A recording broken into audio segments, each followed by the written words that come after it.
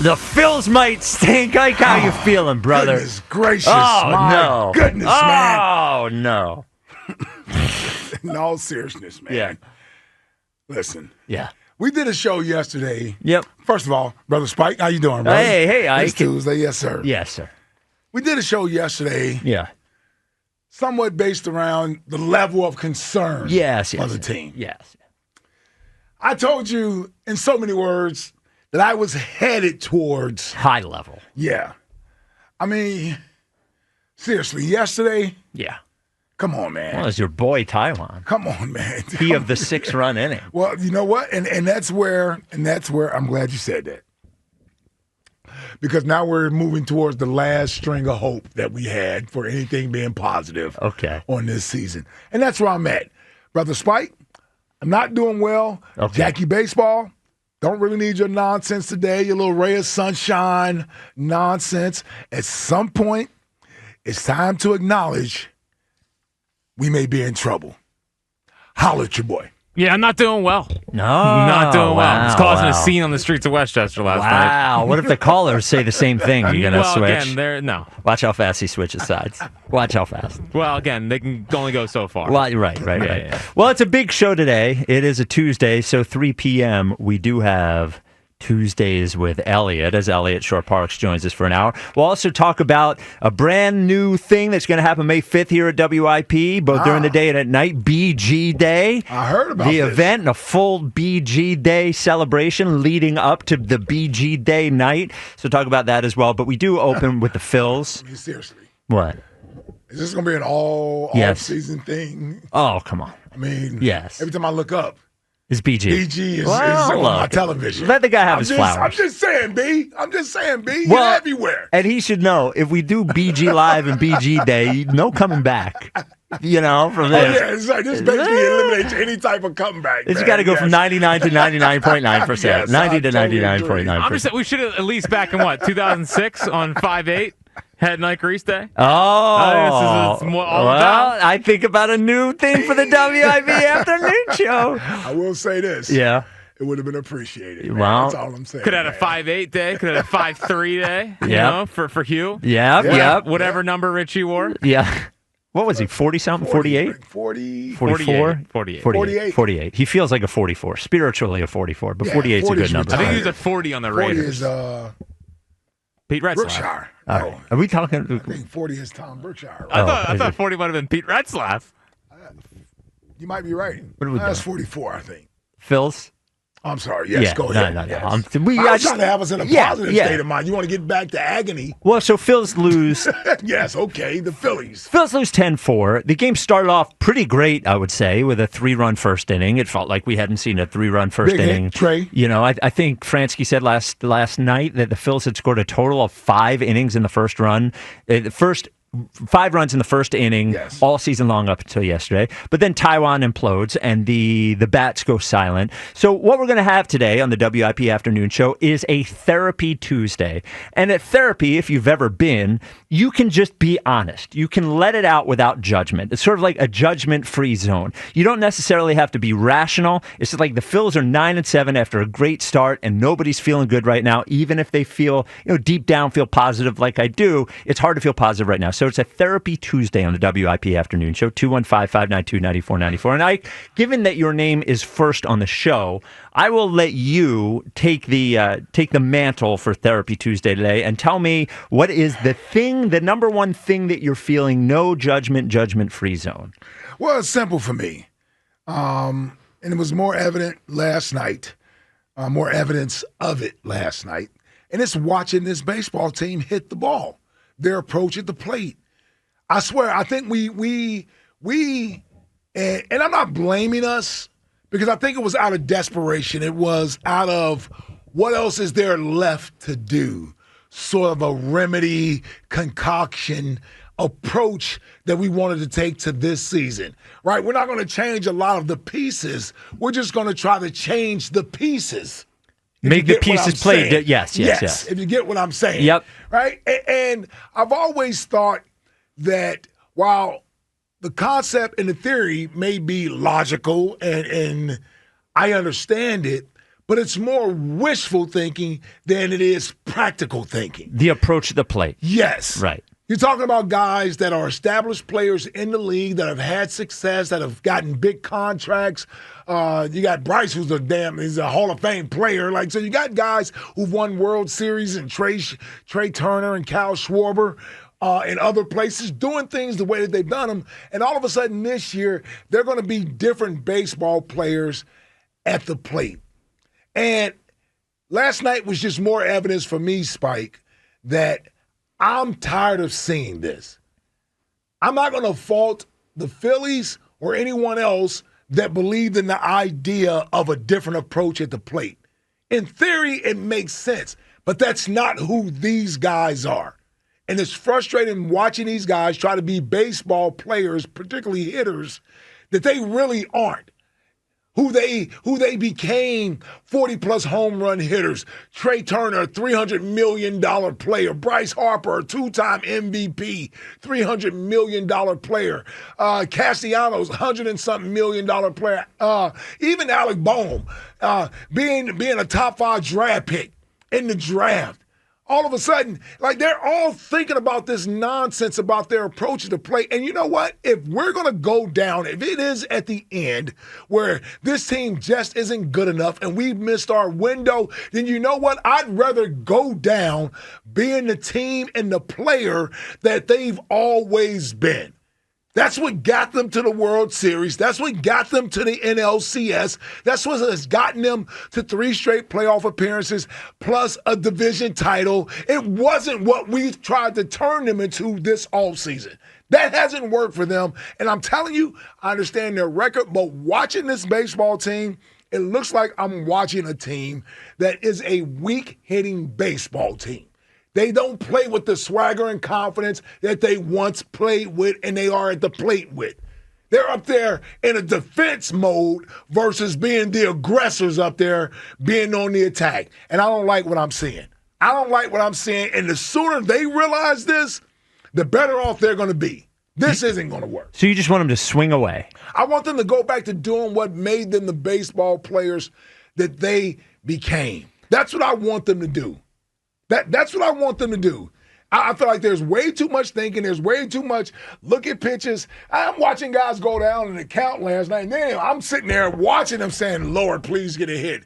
And it didn't happen. The last 2 to 3 games, they were shut out 2 out of 3 games before last night.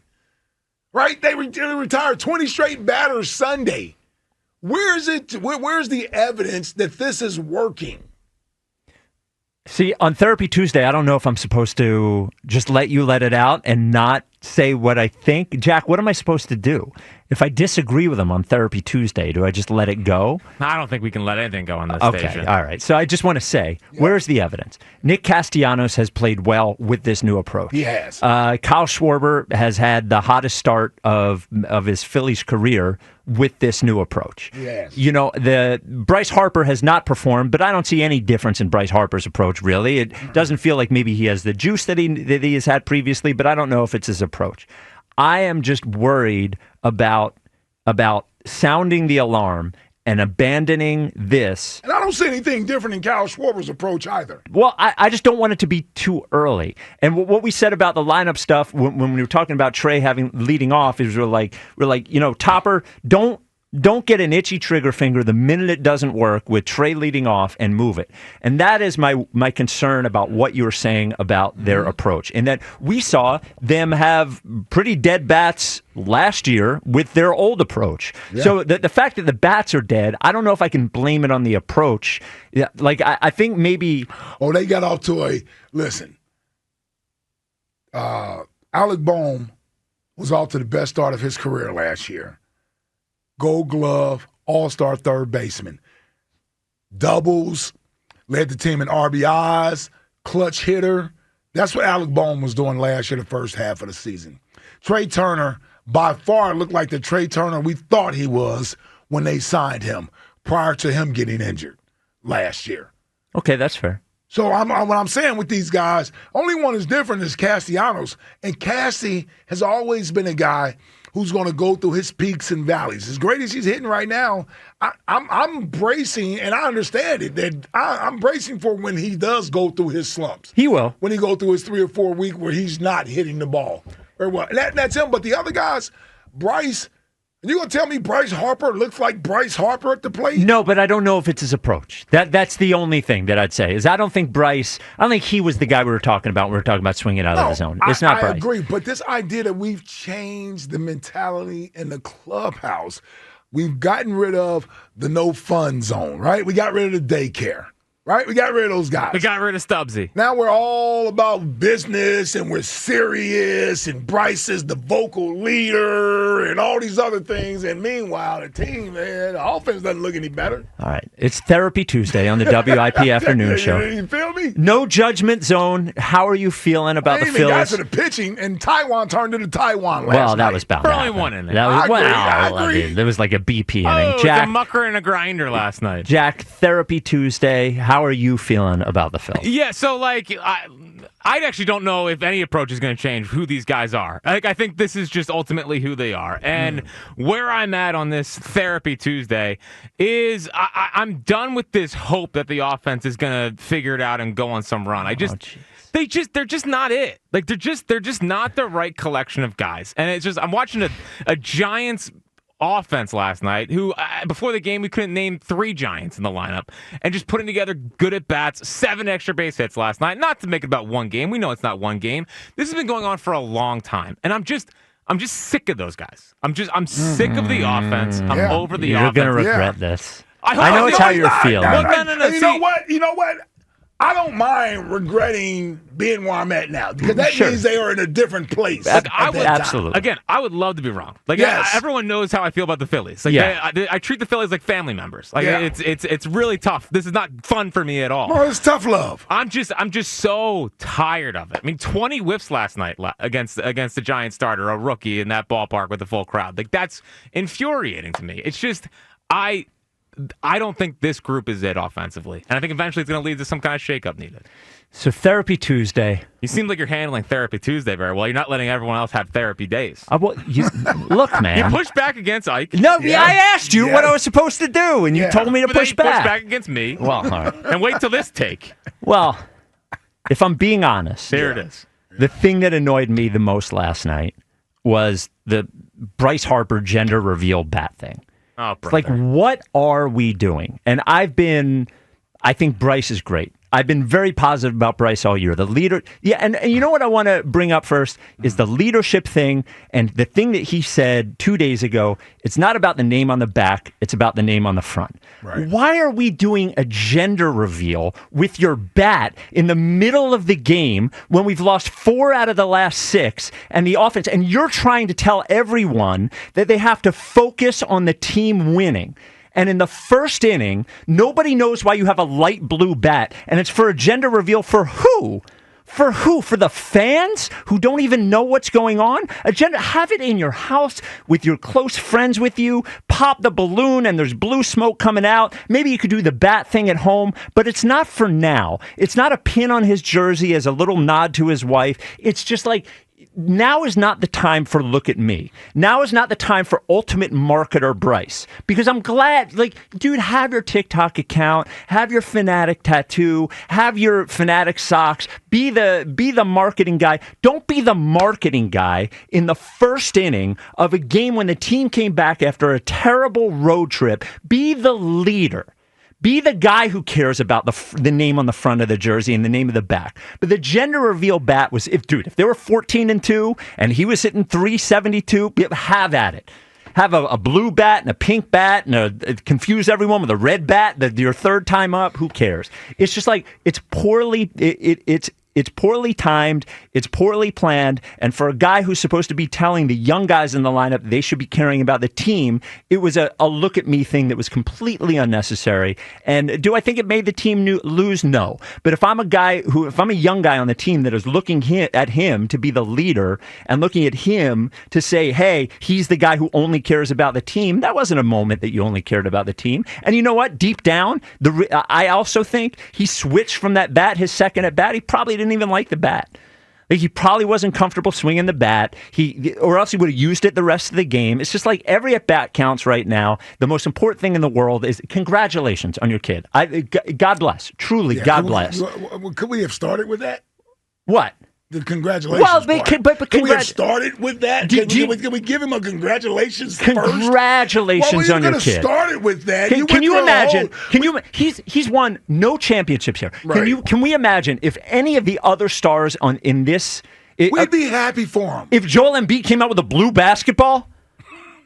He tip off and then he hit it? Or no, but blue shoes that weren't his right shoes and he took them off after the first quarter. We'd be okay with it. No, we would be obliterating him. What if he came out with a blue chew? Well, that's different. That's how he got in this situation as it is. Yeah, who knows? The blue chew. Who knows? A.J. Brown reads a book on the sidelines and now we do that. You bring up, listen, Embiid is not where Bryce is at. That's first of all. Well, they have the same number of championships. That's true. Well, it's only one guy in this town from a star standpoint. Saquon. That has Saquon Barkley. Saquon. Correct. Yeah. Oh, I stand corrected. There are two guys in this town. A.J. Brown has that status. Yeah. Nick Sirianni. Devontae Smith. My point is that you bring up Embiid.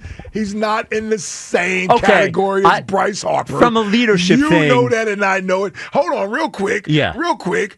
It was a cool dad family moment that we can get by. It was the first at bat. Have your family in the house and do something that isn't your bag. No. Listen, that is not something to be upset about. It absolutely is. If he hit a home run with it, God bless. God bless. 0 for 1 with the blue bat. It's an at bat that we can't cost us. Okay, yeah. It's just completely unnecessary. It's a look at me moment at a time where we shouldn't be looking at me moments. Okay, but hold on. Okay. Yeah. Even if I were to agree with that. Yeah. And here's the thing, though. That is a typical Bryce moment. Whether you agree with it or not, you call it a look at me moment. Okay, that's Bryce Harper in a nutshell. And I don't think it's a bad way. When he's doing the fanatic stuff, the tattoos, the cleats, the shoes, all that other stuff, that's considered sort of a Bryce look at me moment. Absolutely, and I bring them up. I'm okay with that. But I don't have a problem with it. The gender reveal thing is what these guys do. Who had the wristband on last week? One of them. Well, a wristband's a wristband. Your bat's your bat. Somebody had that on there. There's a wristband in the bat. Yeah, I'm telling you, if you guys didn't have your faces buried so deep in that guy's rear end. Just because you hate kids. I don't hate kids. I disagree. I love kids. Yes. I love kids. Exactly. I don't hate kids at all. Well, we're dads. But you are dads. Wow. He's much more of a newer dad than I am. That's a cool moment. Listen, I'm all about. By the way, gender reveals are ripping the team, man. I'm not ripping Bryce Harper for having a gender reveal. Reveals are ridiculous anyway. Well, but that's the society we're in now. Well, would never do it. Only do it in the top 5. I didn't do a gender reveal. Yeah, of course not. Neither did I. Yeah, 3 kids. I don't think. Would you throw out a blue ball in your? Well, I guess that doesn't work either. There's no blue ball incident. Blue balls, man. That's what we're doing blue chews for. You shouldn't have blue balls. It should be okay.